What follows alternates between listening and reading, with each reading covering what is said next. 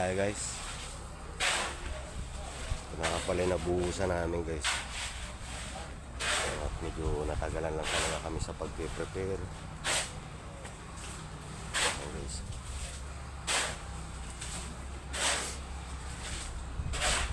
Ito yung nabuhusan namin. Tapos yan. Tutuloy na namin kasi kumain muna kami. Ayan yun. Naghanap na kami ng marami.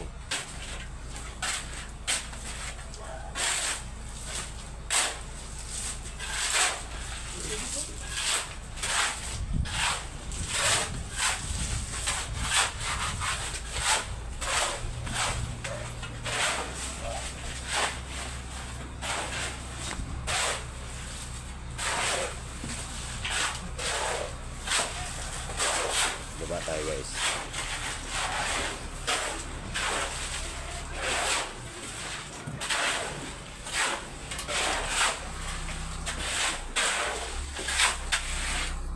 Kanina hanggang dito yung hanap namin kanina guys eh. Hanggang dito ayan eh.